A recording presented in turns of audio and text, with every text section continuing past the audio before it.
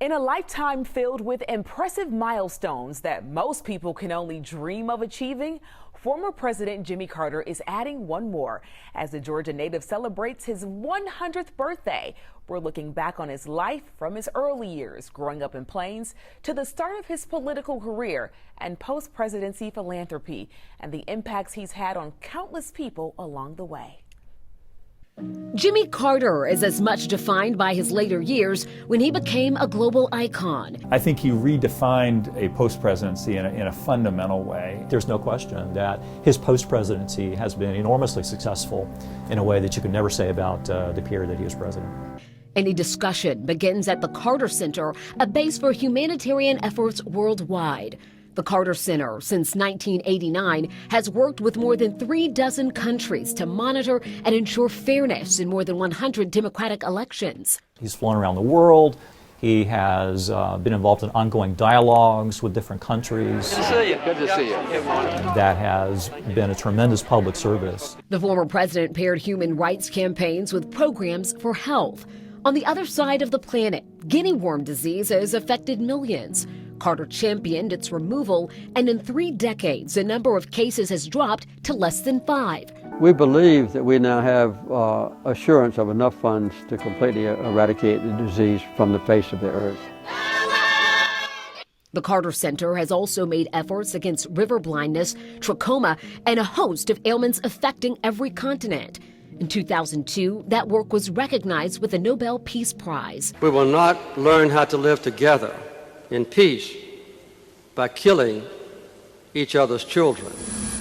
In 1976, a humble husband and wife in the humble city of Americus, Georgia, founded a humble nonprofit, Habitat for Humanity. The goal, to build houses for those in need. It remained humble until it courted a former president. I'm not sure you or anyone else would have heard of Habitat if it had not been for the Carters getting involved in 1984. His approach to Habitat reflects his outlook overall, affecting the world, but never forgetting its roots. Plains Trading Post. Everything from Lincoln up Is filled, and I mean filled, with political mementos. every type of political persuasion. A main character, Out of all the Carter buttons, this one is my favorite. former President Jimmy Carter. I estimate at one time there was 2,000 different Jimmy Carter buttons. He's a staple in the small town of Plains. Philip Kurland moved here with his wife about 30 years ago, and as he was setting up shop, I thought to myself, I wonder if President Carter really lives here. We look up and President and Mrs. Carter come walking in to welcome us to the community, and the couple kept coming in. almost on a weekly basis, just to find out how we were doing. The man whose face is all over buttons, signs, and posters. You don't think of him as President Carter here. You think of him as someone that lives in the town that just has Secret Service protection. Because among all the memorabilia, He would never ride a limo. it's the memories that stand out. Like when Kurland says Jimmy Carter visited him in his home when he was sick a few years ago. He knew I wasn't feeling well and he wanted to cheer me up. Together, he says they talked and prayed. I just felt it was like a little shot in the arm, like an injection to make me feel better. Kurland says that's just the type of person Mr. Carter is. And while the news of Jimmy Carter going into hospice care is heavy here in Plains, We're all going to have to work a little harder doing good deeds to make up for his absence. it's how Kurland says he wants to celebrate Jimmy Carter's life. Because what a life well done. Soapy's in downtown Americus is not like most barbershops. There aren't that many places in the world where you can get a haircut and buy produce in the same place. At Soapy's, you can also sit in a chair, once occupied by a U.S. president. Somebody want to see him. I said, "Come in here. I got President Carter in here getting his hair cut." And he laughed. James Soapy Herndon opened his barbershop in 1960. Among his first customers was a peanut farmer from nearby Plains. That customer went from farmer to state senator to governor to president. Every time I saw him, he was just plain old Jimmy Carter. You know what I'm talking about? You know, he didn't try that like he was a big shot. For more than 50 years, Soapy Herndon counted the 39th president of the United States among his customers. The last time the two saw each other was in 2015, the year Jimmy Carter was diagnosed with brain cancer. When he got sick, he told me that he's going to miss me. He's going to start getting his hair cut there and right there at home, you know. And I could understand that, you know. That was 7 years ago. Now more than ever, Soapy Herndon is missing the customer who became a friend. When he opened in 1960, there were more than a dozen barbershops in downtown Americus. Soapy is all that's left now. He's a survivor, just like Jimmy Carter. He is tough.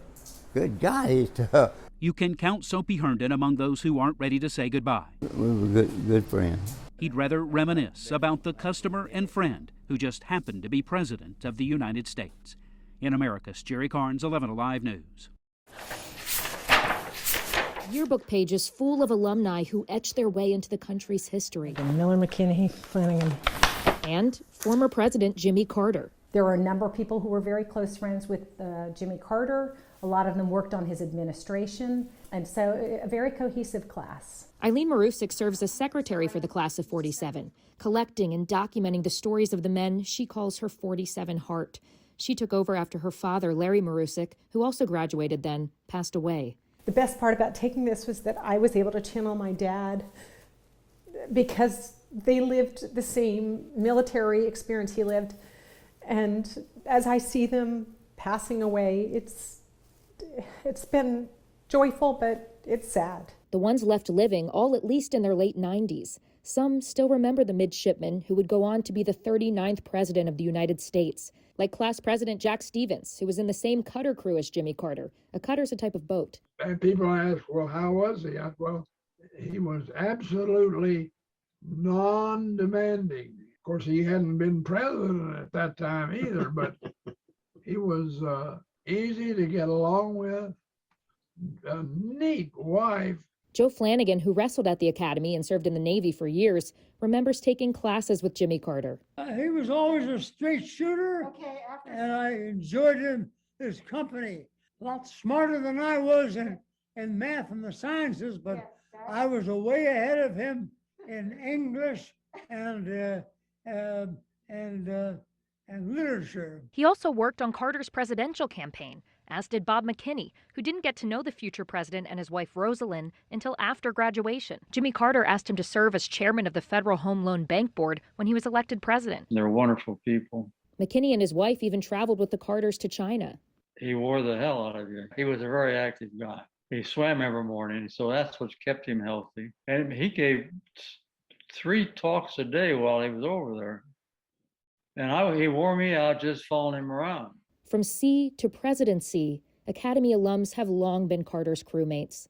I feel like it's been an honor to know these men. An honor to share these pages with each other and Jimmy Carter. 74 years after their first date, there they were, still together, working side by side at a Habitat for Humanity build in Nashville, Tennessee. In sickness and in health, Rosalynn and Jimmy Carter were together that day in 2019, despite a fall that blackened the former president's eye. Serving together, always together. Every night we read the Bible together. One night she reads, and usually the next night I read. Well, it's hard to stay mad with each other when you have to read the same passage in the Bible together. Growing up together in Plains, Rosalynn rejected Jimmy Carter's initial marriage proposal. He persisted, leading to a union that endured through political campaigns that saw Rosalynn play a leading role. For 77 years, their affection for one another was constantly on display. As their family grew, their love deepened. Just a good life with children, grandchildren, great-grandchildren, and being happily married. As the years passed, the world celebrated with them. 2 years ago, at a gathering for their 75th wedding anniversary, Rosalynn Carter admitted there was a time when she thought she would never marry. And then along came Jimmy Carter, and my life's been an adventure ever since. Those adventures include the moments they gave each other room to pursue their own interests, but they would always come back together. We've taken up downhill skiing when I was 62 years old. She was 59. And we've taken up bird watching and playing tennis. For 77 years, they stood by the vow, till death do us part. Childhood sweethearts who lived extraordinary lives, from Plains, Georgia to the White House and back, together. Their love story attracted even more love. 300 people came in and filled this auditorium to celebrate the longest married couple in presidential history. And even after 75 years together and a life full of politics, there is still nowhere they'd rather be than side by side. At 96 and 93, this is a couple that makes love look easy. To my wife, Rosalynn, I want to express a particular gratitude for being the right woman that I chose for my wife. It took 2 proposals to convince Rosalynn to marry him. But once she said yes, a month later they were married. And they've conquered life together ever since. When I was growing up, high school, college, I didn't think I would ever get married. I didn't like boys. And then along came Jimmy Carter, and my life's been an adventure ever since. Thank you. I love you. Jimmy Carter literally married the girl next door. They both grew up in Plains, but it wasn't until his senior year at the Naval Academy that they really ever spoke. Must have been one fateful conversation. Because 75 years later, after a journey through the governor's mansion and the White House, the road led back to Plains as family and friends gathered to celebrate their enduring love. Their son, Chip, gave the toast. They did what they thought was right, even when it was bad politics, or when some people thought differently. Now, I raise my glass to my parents, Rosalynn and Jimmy, on the 75th wedding anniversary. People from all facets of their life were invited to attend. There were several famous faces, like former President Bill Clinton, the UN ambassador Carter appointed as president, Andrew Young, current Democratic Senator Raphael Warnock, and Ted Turner. But then there were also friends many people don't know, like a fly fishing group they travel with each year, and friends from church. But it has been a really wonderful 75 years. And it's wonderful to celebrate with so many friends.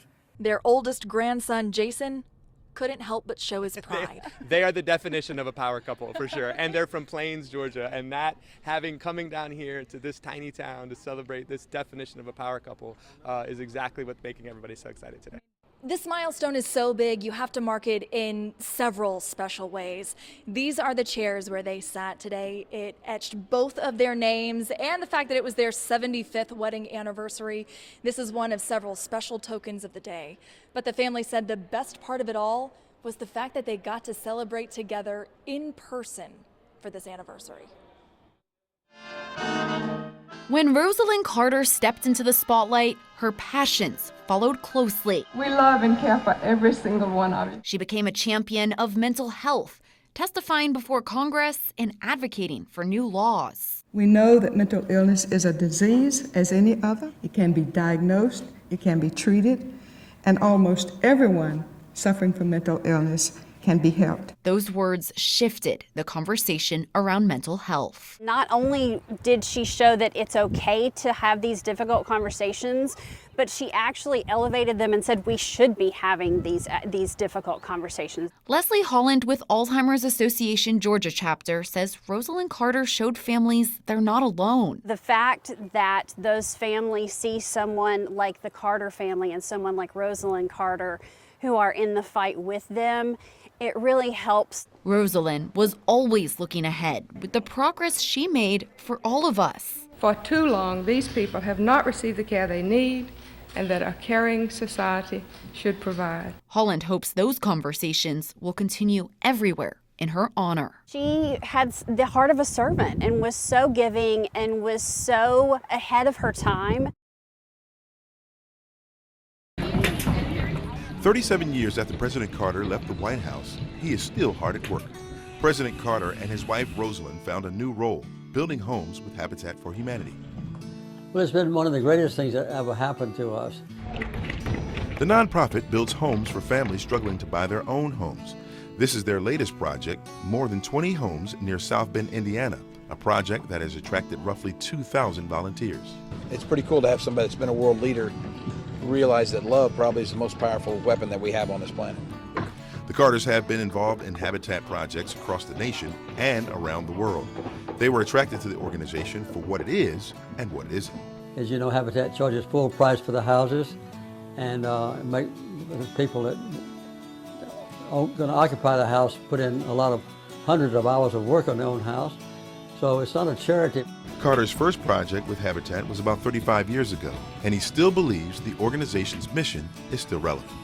So I would say that the need for low-income housing has increased greatly every year since I've been working on Habitat houses, which is now 35 years, as you know. 35 years of building dream homes. Charlena Foster certainly has her hands full, but now she has a bit more stability as she walks to her South Atlanta home. Everyone's able to have their own room now, and so there's a lot more space than what we previously had. She applied to Habitat for Humanity and moved into this 4-bedroom home last April, paying a steady, cost-friendly mortgage and 0% interest on her loan. Sustainable, energy efficient. And the big thing is, again, affordability. It was former President Jimmy Carter who raised Habitat's platform to new heights. He and his wife Rosalynn participated in their first home build in 1984 in South Georgia. The couple would spend over 35 years, along with more than 100,000 volunteers, to build, renovate, and repair nearly 4,500 homes. Helping other people close their homes, building their porches, building their steps. Sean Medley knows the Carter's legacy firsthand as a Habitat home resident and a volunteer. Such a humble background, a humble beginning in loving everybody. Now, I know he's lived a long life and everything, but I guess my heart is so heavy because I actually went to the museum and we read his story and I found out who he was, not just, oh, Jimmy Carter, the president. Long after his days in the White House, former President Carter helped thousands like Charlena Foster get a house of their own and have a bit more stability. And it's surprising to hear that in his 80s and 90s, he was actually out here helping on these builds because it's not easy. It's a lot of tough work. It's hard. But at the end, I was very, very grateful for those that contributed their time. With each effort and every kind gesture, optimism is growing in a place that has been so short on hope. 2 rows over, a former president follows the identical blueprint alongside the one he says has been boss. I'm a pretty professional carpenter by now. You can direct the team. Well, she does. We took off our hard hats for a bit to talk about the last 30 years of service. We always get more out of it than we put into it helping others. It's an adventure, it's unpredictable, you never know what's going to happen next, and it's challenging, it's hard work. That's us going to school. We went to a little Creole school. The Carters even took time to look at my family pictures and asked me about my experiences living in Haiti. And this is a water tank here. Then took me on an unexpected tour. Irrigation. See the irrigation pipes going down? Gracious and genuine to everyone. We'll finish about 350 houses. They say it's part of demonstrating their faith. You know, how do you bridge the tremendous gap between rich people that have everything in the world and a family that has never had a decent home?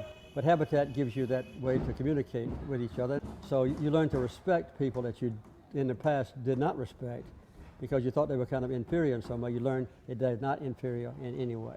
1,200 miles separate Legon, Haiti from former President Carter's home in Plains, Georgia. But he says the hope for a better life, a safe place, dignity is the same for people everywhere.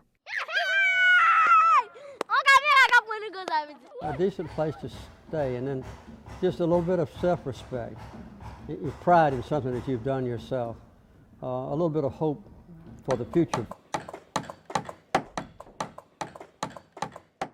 Building a life is like building a home. Habitat for Humanity was the best way they knew to put their faith into action in a very practical way. It takes a solid foundation and work to succeed. No one had ever seen a former president and first lady behave that way. And that example of servant leadership, I think, was so inspirational. Habitat for Humanity CEO Jonathan Reckford often saw those servant leaders in action. When it came to building safe and affordable homes, either right here in Atlanta, across the state of Georgia, around the country, or around the world, Rosalynn Carter and her husband, former President Jimmy Carter, played a heavy hand in helping others.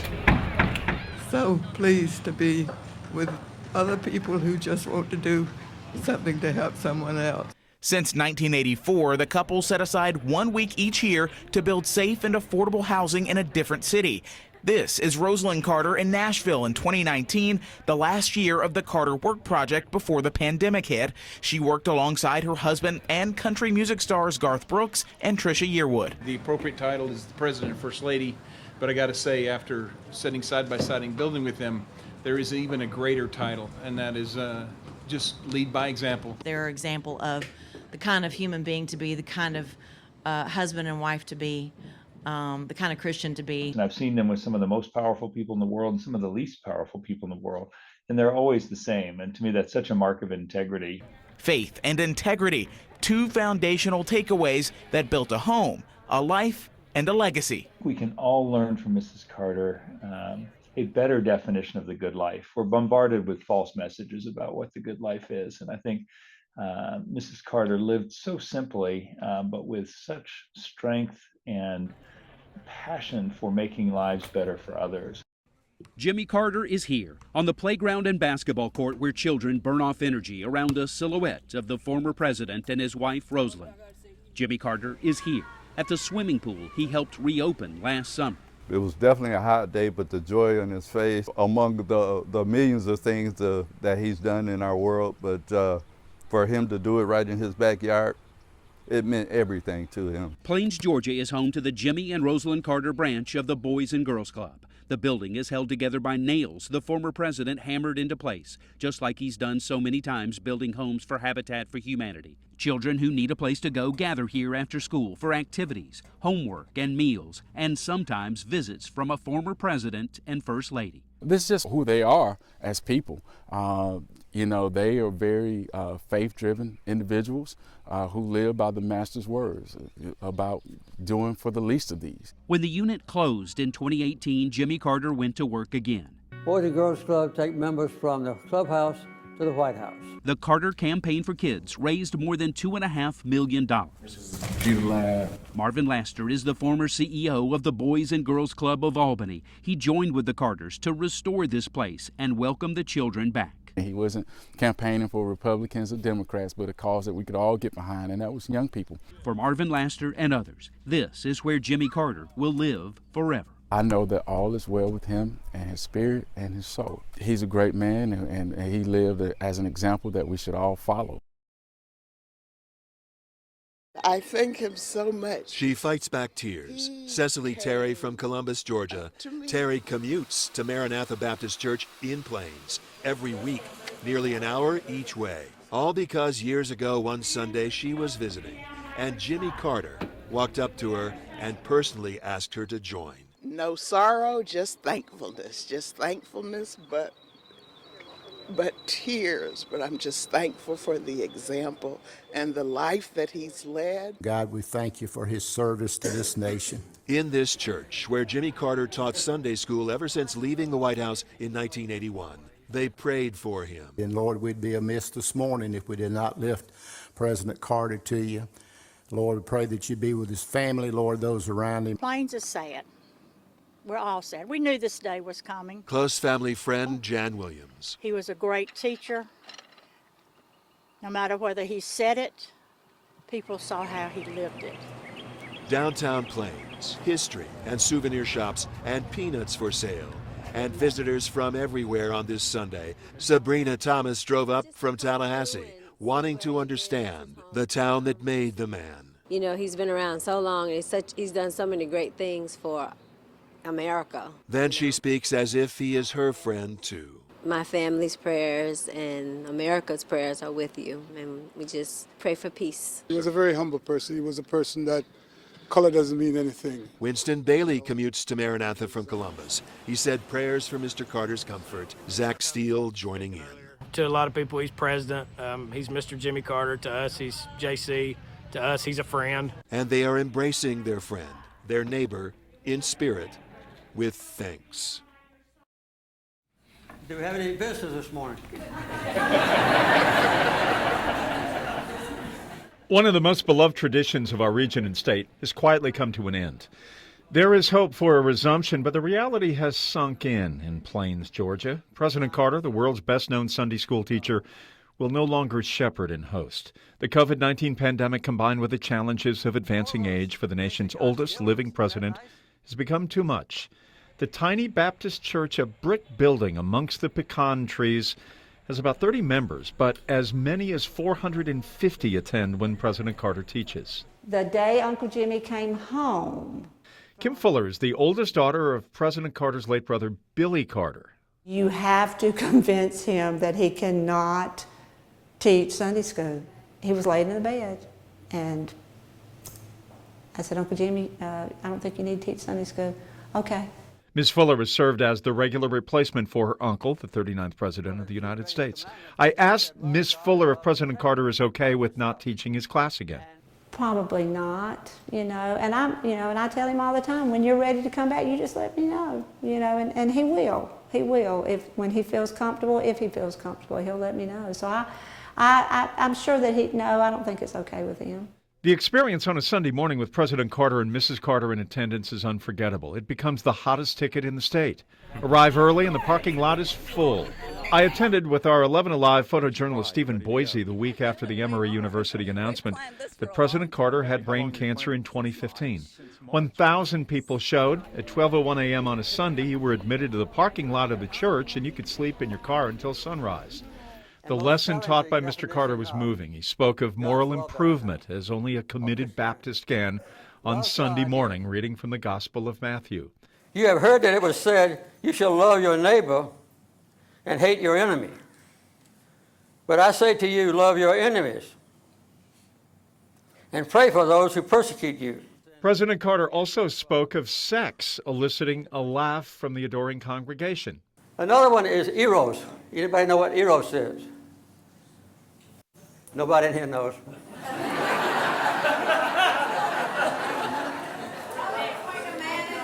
Yeah, okay. Well, it's okay to mention it in the church. I mean, he never once has to look at the Sunday school book. We were talking one day, and I was cutting up. I said, "You never use the commentary." He said, "Because I don't need it." He said, "I don't need it." 2 years ago, President Carter was having difficulty standing for 45 minutes to teach his Sunday school class. He didn't want to sit. Jill Stuckey, the superintendent of the Jimmy Carter National Historic Site, talked President Carter into an option. It was a new chair called the rocket chair.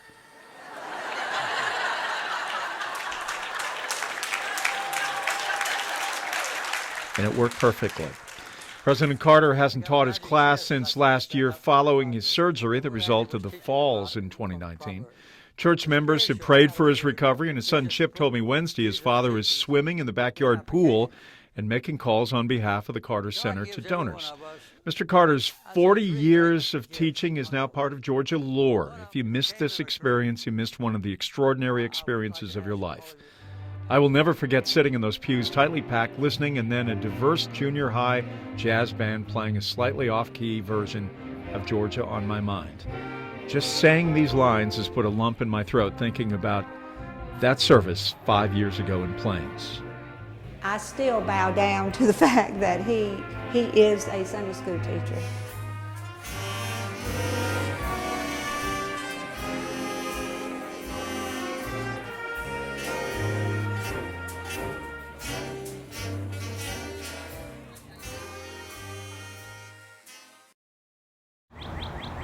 This is a story of two generations with one message. He wanted to talk peace with Jimmy Carter for 15 minutes, but he ended up becoming best friends with this man. A message of peace and a friendship chapters long. He helped my son during the years he was suffering, and Jimmy Carter has done the same for me. After Maddie died, Jimmy was one of the people that gave me purpose on earth. At just 10 years old, Maddie Stepanek, who had a rare form of muscular dystrophy, made 3 final wishes: to meet Oprah Winfrey, to talk to his hero Jimmy Carter about peace, and to publish a book of poetry. He did it all and more before he died at 13 years old in 2004. And his hero turned best friend, the former president, gave his eulogy. His vision of how the world could be a better place was very accurately and precisely combined in his poetry. Carter would know. They worked together on one of Maddie's 7 best-selling books and bonded over bringing hope, peace, and faith to the world. Of all the people I've ever met, Maddie Stepanek was the most extraordinary human being. So Maddie Stepanek will never be forgotten. As Carter enters hospice care, Maddie's mother, Jenny, also known as Mama Peace, wants Carter to know the same applies to him. I understand what it's like to sit by the bed waiting for news about somebody that matters so profoundly, as did Maddie, as does Jimmy Carter. Knowing how it's going to end, just not knowing when. How do we continue his message? And what I want to say to people is start right now. Don't wait till he dies.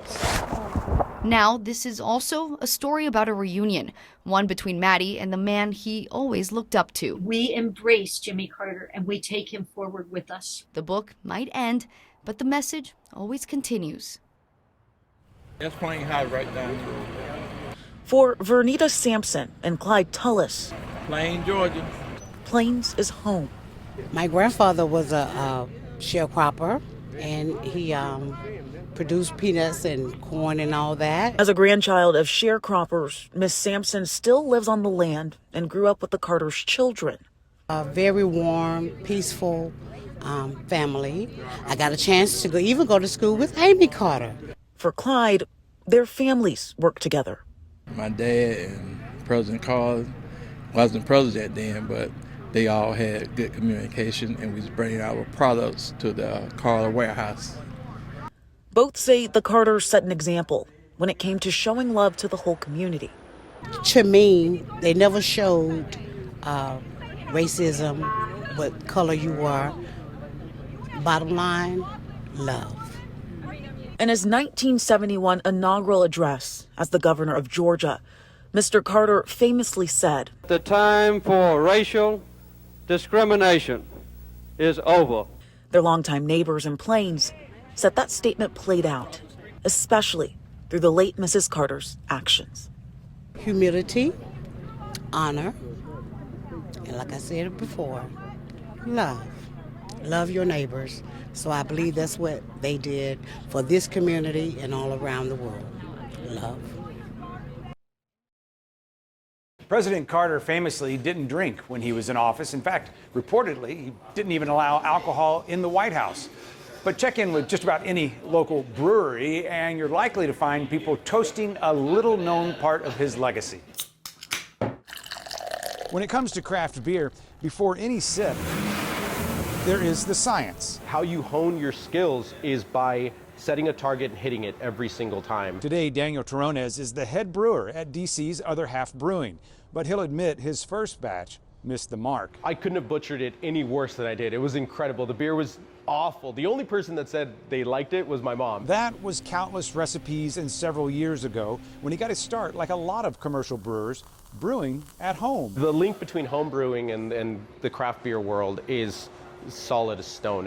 I don't think this industry exists if that didn't happen. The modern craft beer industry that we know today comes out of this craft knowledge, which just could not have been accumulated or really passed down and understood in an illegal environment. Which it was, until Jimmy Carter, America's teetotaling 39th president, signed H.R. 1337 and lifted 50 years of prohibition regulations on home brewing that made the craft legal. Once home brewing was made legal, it allowed people to really develop their craft and then open these craft breweries that we know today, like Sierra Nevada. But I don't think enough people show love like they should. That one little tweak that maybe seemed insignificant at the time gave birth to this massive industry that I genuinely feel like is my calling. So we owe all this to President Carter and opening this up and making this legal.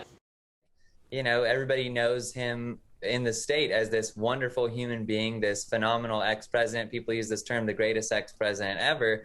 But when it kind of deflects from his presidency and the adjectives you kind of hear around that typically aren't the best ones. And so for Jim and I, this film was really exploring that. Why do people have this conception of President Carter? Why did we have it? And part of the film is our discovery of all these absolutely incredible things that this amazing man achieved. And we, as Georgians, are selfishly very proud of him now, and we think everybody should be. I've talked to so many people that were contemporaries of President Carter that dealt with him politically, that dealt with him socially. This is a man of great ambition. This is a old school tough guy. It should never be understated, his complexity and his decency, but also his toughness.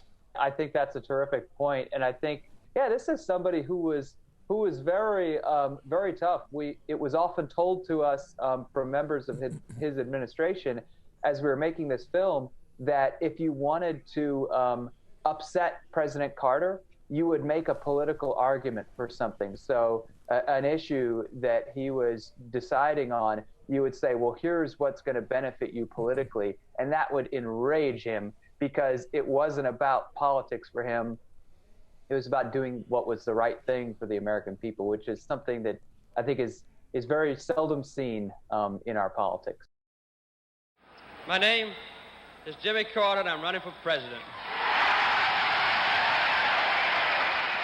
While campaigning for president in 1976, Carter found friendships from back home very beneficial.